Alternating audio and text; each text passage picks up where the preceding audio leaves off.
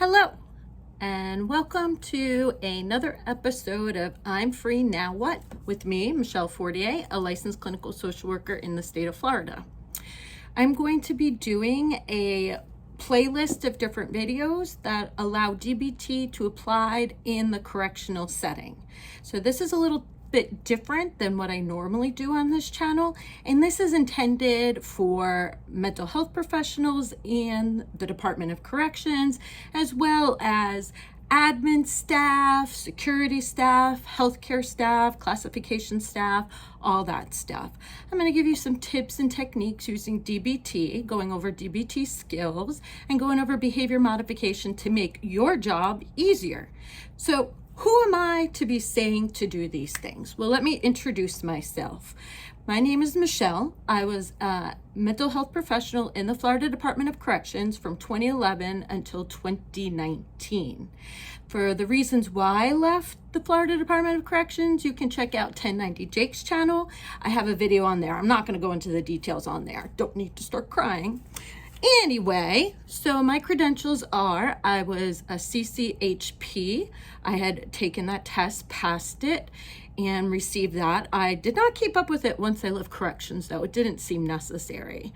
I have been a licensed clinical social worker since 2013. I have been in private practice doing DBT since 2019. My DBT training comes from PsychWire, which is one of the gold standards. Eventually, I'll work on my DBT certification. It's not high up on my list right now. It will get done. In terms of corrections, I could get along with inmates. I could get along with staff. I could get along with security, except nursing, JK. All my nurses, they know what I'm talking about. And I could also get an inmate to stop self-harming. My CSU transfer rate was extremely low. When I was first started, I worked at Madison, and we were an S2 facility. We then became an S3 facility with people that came directly off of close management. So we had a lot of behavioral issues. And I was able to help guide inmates into making better decisions, to cut down on self-harming behaviors, to stop their suicidal behaviors. And I'm going to give you the information that I have learned over those years, so that way you can be more effective in your job, provide better mental health services, and get better outcomes so your job is actually easier. Let me know if you have any questions. Oh, let me also go over too. Not only did I work at Madison, I would also help out at Hamilton on the weekends. I would help out at Mayo after work when they didn't have an MHP there. And I would see the inmates in the psych cells. I have gotten Employee of the Month from the Florida Department of Corrections. I have helped out at RMC.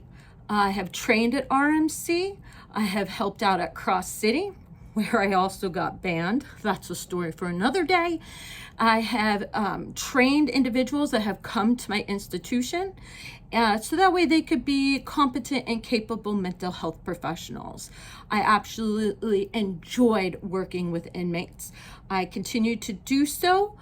My practice, we go in for reentry fairs, so that way we can prep inmates that are going home.